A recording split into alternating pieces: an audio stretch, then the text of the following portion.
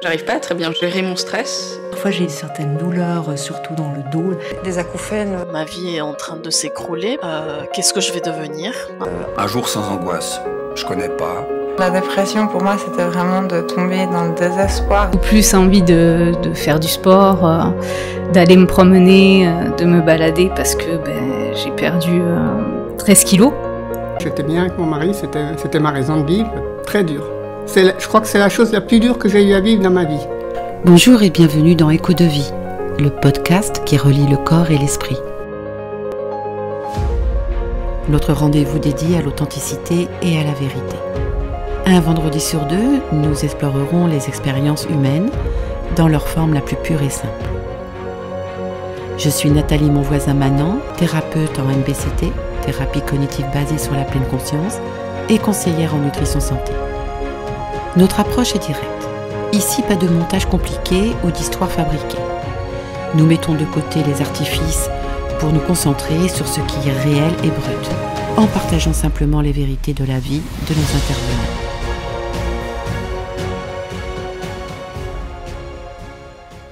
Bonjour Marie, je suis heureuse de t'accueillir aujourd'hui. Merci Nathalie, bonjour. Marie, lorsque nous avons commencé notre parcours ensemble, tu étais confrontée à une tristesse et à un manque de confiance en toi qui t'empêchait de vivre pleinement.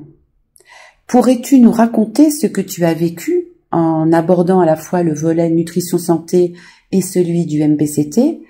Et pour commencer, qu'est-ce qui t'a motivé à entamer un programme de nutrition santé? Oui, avec plaisir. Ce qui m'a motivée, j'ai toujours eu des problèmes de santé au niveau de la nutrition. J'ai toujours été en surpoids depuis petite, c'est toujours ce qui est revenu. Et c'est vrai que j'ai fait beaucoup de régimes. Ça a été depuis mes 13 ans à peu près que j'ai commencé. Aujourd'hui, je vais en avoir 29, donc on imagine le parcours. Et j'étais arrivée à un point où je pense que j'étais complètement perdue. Parce que j'ai eu beaucoup de professionnels différents qui m'ont dit A et puis B et puis C, et au final on se retrouve et on sait plus du tout où on en est. On prend des kilos et puis on les repère, mais bon, après ça tient pas sur la longueur. Et donc du coup j'ai écouté ta conférence au salon et puis je sentais que c'était le moment. Il y a des choses qui m'ont parlé quand on a eu notre entretien et qui ont fait que j'ai voulu te faire confiance et débuter ce programme avec toi. Face au défi, tu n'as jamais baissé les bras. Nous avons travaillé sur les moments difficiles et ta capacité à les surmonter a été vraiment impressionnante.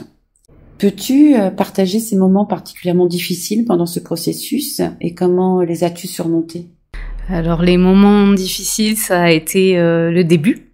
Le début, ça a été très compliqué parce qu'autant j'étais excitée, j'avais hâte de découvrir ce qui était le programme vraiment en intégralité, et en même temps j'avais peur d'être déçue une nouvelle fois, de me dire que ça allait être trop restrictif, que on allait m'en demander trop, parce que je sentais que à ce moment-là c'était il fallait y aller en douceur. Il fallait vraiment y aller en douceur. Oui, je me souviens, c'était panique à bord. Oui, tout à fait. Tout à fait. Et donc du coup, on a travaillé en douceur. Et j'ai pu voir au fur et à mesure des séances que ça se passait bien, que je réagissais bien, que mon corps réagissait bien. Mais au début, ça a été compliqué parce que j'ai fait, je pense, un peu de résistance. Il y a eu pas mal d'événements au début qui ont été un peu compliqués. Je me souviens aussi, et c'est tout à fait normal, hein, on a tendance, quand on a peur de l'inconnu, on se met des limites. Les limites, on va les chercher là où elles se trouvent, et généralement sur notre chemin, dans notre vie. Et toi, ta limite, c'était, mais avec mon ami, mon compagnon, mais c'est pas possible. Comment je vais faire alors qu'il aime manger des pizzas, des hamburgers. Ça va être tellement compliqué. Oui, parce que oui. Étant en couple depuis un moment, je me suis laissée aller. Hein. Enfin, franchement, j'ai pris plus de 10 kilos. Et le fait d'aménager avec mon conjoint n'a pas aidé parce que lui, il n'a pas du tout ma morphologie et donc c'était beaucoup plus simple pour lui. Et puis il me dit bon, chérie, bon, tu peux, non mais c'est pas grave, tu peux te resservir une autre part. Et puis bon, on est avec son chéri, donc on a confiance et voilà, on se laisse vivre. Et sauf qu'au bout d'un moment, on monte sur la balance et on se dit non mais là en fait, je peux plus me regarder dans le miroir. Oui, ça c'était très dur pour toi. Tu ne t'aimais plus? Non. Et ça a été même au-delà parce que ça a été très compliqué aussi pour mon couple. Parce que le fait de plus m'aimer, de plus pouvoir me regarder, forcément on rejette la personne qu'on a en face. Donc on se rejette soi et puis on rejette les autres parce qu'on croit plus à ce qu'ils nous disent. Moi, j'avais plus du tout de confiance ni en moi ni en mon partenaire parce que j'arrivais plus tout simplement. J'arrivais plus à me trouver jolie. Donc en fait, tous les compliments qu'ils pouvaient me faire, même quand ils se voulaient rassurants, je les rejetais. Autant ça me faisait plaisir, mais d'un autre côté, je pouvais pas les accepter parce que je m'acceptais pas moi-même. Donc ça a été très compliqué et pour notre vie de couple. Comment as-tu qu'est-ce que tu as mis en place? Comment t'as fait pour arriver à surmonter ça justement? Après les choses se sont mis plus ou moins en place. Après j'ai été très bien accompagnée. Je t'ai fait part notamment beaucoup de mes doutes, de mes peurs. Je pense que tu les as même ressentis. On en avait parlé, tu m'as dit, et cache, je ne donne pas ma confiance facilement, et oui, tu étais très très réticente, c'est vrai, mais tu avais envie de franchir le pas. Oui. Ah oui, je me sentais prête, mais il fallait vraiment que je sois rassurée et que je crois moi aussi en ce programme. En changeant ton alimentation, donc tu as traversé des transformations majeures. Comment le fait de retrouver ton bien-être physique a-t-il influencé ta joie de vivre? Alors aujourd'hui, c'est vrai que je suis beaucoup plus active. J'ai beaucoup plus envie de faire du sport, d'aller me promener, de me balader parce que j'ai perdu 13 kilos. Et puis après il y a aussi les habitudes se sont mises en place. J'ai réappris aussi à découvrir ce que j'aimais.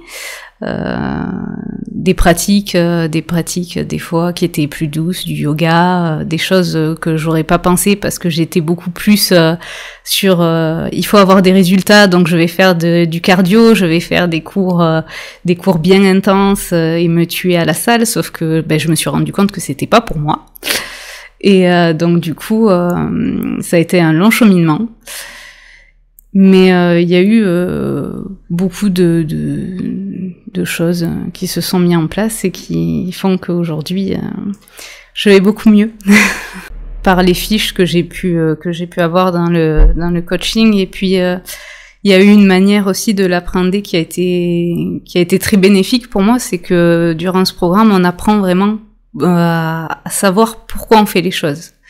Pourquoi on met en place de nouvelles habitudes, pourquoi notre corps a besoin de ça au lieu de ça, qu'est-ce qui est important pour lui, et je trouve que ça aide beaucoup à comprendre et notamment oui, tout à fait, c'est personnalisé et c'est ça qui est bien, c'est qu'on prend en compte vraiment notre personne et les besoins qu'on a à combler à ce moment-là.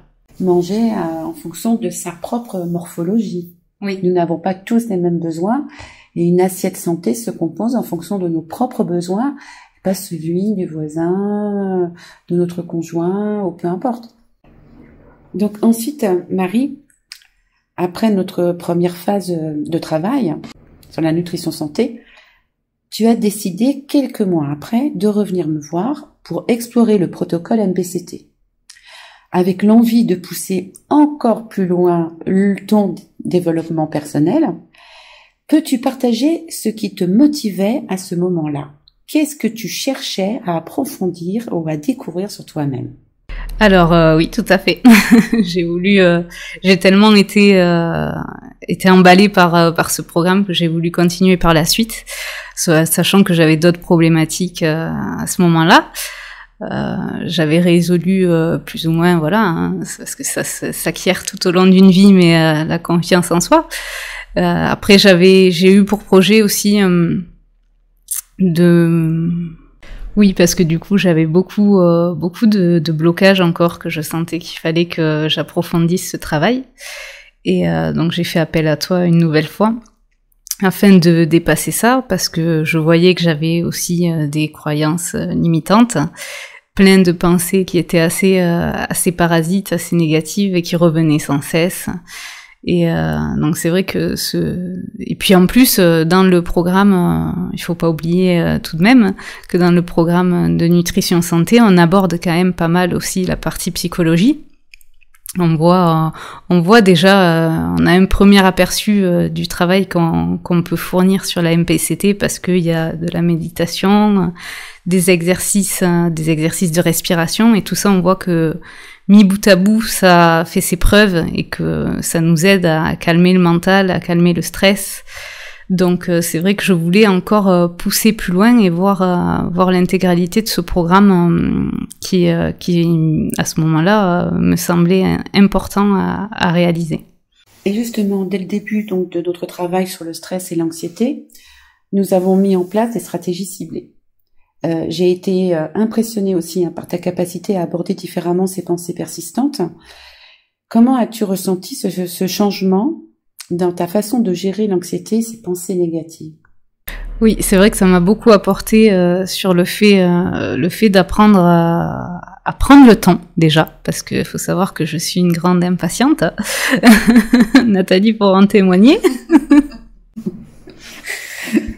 C'est normal, hein, c'est normal. Il y a l'âge aussi et la patience, quelque chose que l'on acquiert aussi avec l'expérience et le temps. Donc tout va bien Marie. Et donc oui, c'est vrai que on apprend beaucoup à prendre le temps, à revenir à soi, vraiment à revenir à soi, à se faire confiance, à voir oui quand les pensées négatives sont là, savoir les repérer. Voir aussi que dans une journée, il y a beaucoup de positifs, hein.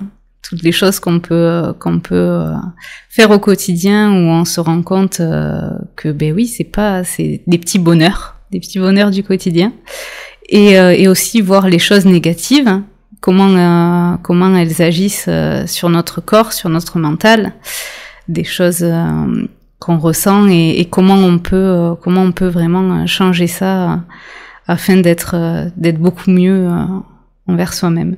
Après, il faut savoir aussi que la méditation que tu proposes, les méditations que tu proposes, apportent beaucoup.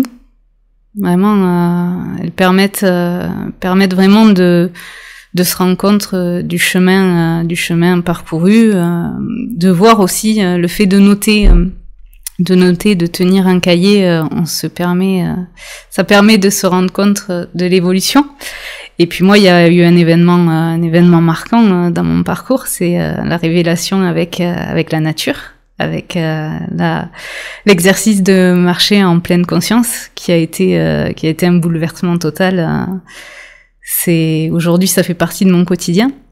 Je m'oblige, c'est même pas une contrainte, hein, c'est vraiment, je m'oblige à faire ça tous les week-ends parce que ça me fait un bien-être, ça me procure un bien-être fou.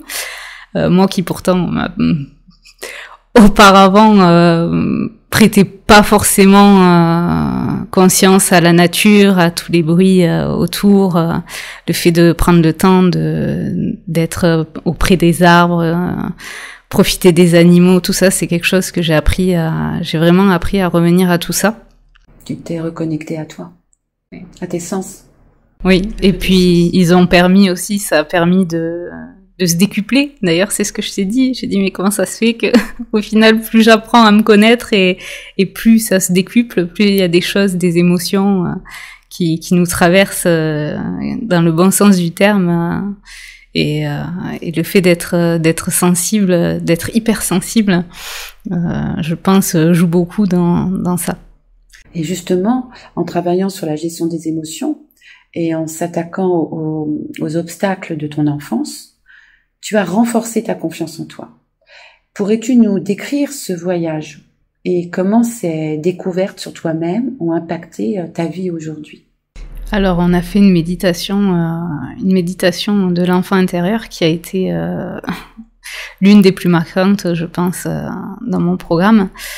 Ça m'a permis vraiment de voir le fond du problème, de découvrir qu'en fait, le problème, c'était bien le harcèlement que j'avais subi à l'école, qui était à l'origine de tout ça, de tout ce mal-être, de cette confiance en moi qui n'était plus présente.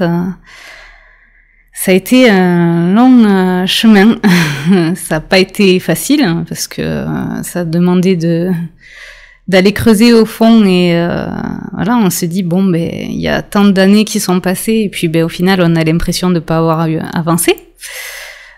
Et c'est vrai que après c'est salutaire parce que du coup on sait où est le problème, donc maintenant on peut agir. Et on peut accepter, on peut se dire que maintenant, voilà, on est une adulte, que les choses sont différentes et que oui, ça fait partie de soi, mais que ça doit pas nous définir. Oui, Marie, c'est très joliment dit.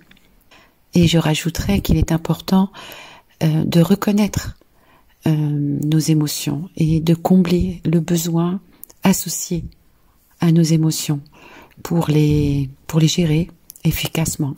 Oui, ça n'a pas été une mince affaire non plus. C'est surtout les besoins. Les besoins, on n'y prête pas forcément attention. On vit tellement à 100 à l'heure qu'on oublie de s'écouter, on oublie de revenir à soi. Et c'est important pour dans la vie de tous les jours. Ça permet de mieux se connaître, de mieux savoir où on veut aller et de pouvoir faire face à tout ce qu'on ressent et savoir connaître ses limites et oui, savoir dire stop, parce que sinon voilà, ça joue sur le mental et qu'est-ce que j'aurais mieux fait, qu'est-ce que j'aurais pu faire qui aurait changé ça. Mais oui, il faut apprendre à penser à soi. À penser à soi, à revenir à soi Et encore plus lorsqu'on est hypersensible. Eh bien, nous avons tendance à ramener avec nous les émotions des autres. Nous sommes des éponges. Il est donc important de repérer ce qui nous appartient comme émotion et ce qui ne nous appartient pas. Quand on rentre chez soi, voilà, comme ça on pose ses valises devant la porte, on les reprend le lendemain pour aller au travail, mais au moins à la maison, voilà, on fait la part des choses. Et quand on est hypersensible, c'est très important. Oui, notamment une histoire que je t'avais racontée qui s'est passée dans le cadre de mon travail où je suis descendue après ma pause déjeuner et puis j'ai croisé un collègue de travail que je connais très peu et je me suis pris j'ai vu qu'il était pas bien et je me suis pris toutes ces émotions de plein fouet. Qui m'a pas mal remué d'ailleurs parce que quand je suis remontée travailler, j'en ai parlé à mes collègues et j'ai dit j'ai vu qu'il était pas bien et toute l'après-midi ça m'est resté et puis le soir j'y ai repensé et je me suis dit mais en fait ça t'appartient pas. Certes, t'as pu remarquer qu'il était pas bien.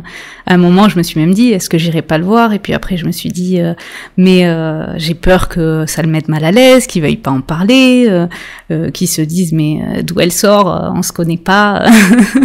Vraiment, c'est déplacé. Et au final, je me suis dit, mais ça t'appartient pas. C'est ok, t'as ressenti ça, t'as vu ça, mais maintenant stop. Parce que parce qu'il faut laisser les choses telles qu'elles sont et comme tu dis, déposer la valise le soir quand on rentre devant la porte. Marie, justement, alors, quelle pratique ou quelles ressources particulières as-tu intégrées à ta routine de tous les jours? Alors, comme je l'ai dit, il y a beaucoup de choses qui se sont passées, parce qu'on a commencé le début du coaching en juin. Ça fait même pas un an, et il y a eu, je suis une toute autre personne, en bien, en positif, mais il y a plein de choses qui ont été mises en place. Donc, moi, suite à notre programme, je continue bien évidemment ce que je vous ai dit tout à l'heure, la marche en pleine conscience. Donc, je continue à aller me balader dans la nature, profiter de cet environnement, de la beauté de l'univers et des choses qu'elle a à nous offrir. Je me ressente sur moi beaucoup par la pratique du yoga que j'ai découvert en 2023. Le yoga par le biais de la danse aussi. Je fais de la danse pour reconnecter avec mon corps, apprendre à me regarder, apprendre à m'accepter telle que je suis. Et je continue bien évidemment la méditation. La méditation est maintenant depuis 3 mois dans ma vie, de façon quotidienne. Et bien sûr la cohérence cardiaque. Je continue à pratiquer la cohérence cardiaque que j'ai découvert pendant notre premier programme. Et sur lequel je vois un énorme bénéfice, parce que c'est pas grand chose, c'est 5 minutes 3 fois par jour, mais déjà ça permet de revenir à soi. On prend 5 minutes où on se met dans notre bulle et c'est toujours bon à prendre dans une journée, parce que on vit encore une fois à 300 à l'heure et donc s'accorder 5 minutes au lieu de... Moi je suis pas fumeuse, donc au lieu d'aller fumer sa cigarette, voilà, on peut prendre le temps, on peut prendre ces 5 minutes et se dire je souffle 5 minutes. Là je sens que j'ai trop à évacuer, donc ça peut passer par ce biais-là. Et ensuite je continue le journalisme, donc d'essayer de traquer mes besoins, de traquer mes belles pensées et les moins bonnes de la journée. Voilà, je continue tout ça. D'accord. Aujourd'hui, Marie, tu travailles dans un secteur médical et tu m'avais confié que parmi tes objectifs, il y avait l'envie de te lancer dans un nouveau projet professionnel, soit dans l'accompagnement thérapeutique, soit dans le domaine du bien-être. Où en es-tu dans cette réflexion aujourd'hui? Alors, elle est toujours à l'étude.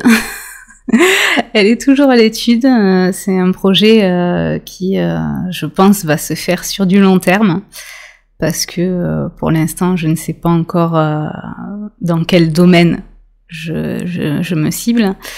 Je pense que j'ai pas mal de choses encore à approfondir, pas mal de réflexions et de pistes à creuser. Mais c'est toujours un projet. Et j'espère que ça verra le jour en temps et en heure. Marie, alors que nous concluons cet épisode, quel message essentiel, important pour toi, voudrais-tu partager avec les personnes qui nous écoutent? Alors moi, je voudrais partager le fait de ce que j'ai dit dans tout ce podcast, du fait de revenir à soi, d'investir sur soi, vraiment, de prendre du temps. C'est, je pense, le chemin de toute une vie. On peut jamais, oui, voilà, c'est le travail de toute une vie. C'est-à-dire que il y a toujours une évolution constante. On change, on évolue, et donc du coup, c'est vrai que moi je dirais, voilà, revenir à soi, prendre le temps, et observer la beauté qui nous entoure, plutôt que de se focaliser vers du négatif et ce qui n'a pas été dans notre journée. Merci Marie. Chers auditeurs, merci d'avoir été avec nous aujourd'hui. Si vous souhaitez envoyer un message à Marie, vous avez plusieurs options. Vous pouvez laisser un message sous cet épisode ou lui écrire directement via l'adresse email d'Écho de Vie, disponible dans la description du podcast. Votre participation enrichit notre communauté et nous sommes impatients de partager vos messages avec Marie. Dans notre prochain épisode, nous explorerons les liens entre nutrition, gestion des émotions et perte de poids durable. Nous discuterons de la manière dont notre rapport à notre corps et à notre esprit influence notre bien-être. Et je vous présenterai les 5 facteurs essentiels pour une perte de poids efficace. N'oubliez pas de vous abonner pour ne manquer aucun épisode. Vous pouvez écouter tous les épisodes d'Écho de Vie sur votre plateforme préférée de podcast. Restez à l'écoute pour découvrir comment mieux naviguer à travers les émotions de la vie. À très bientôt.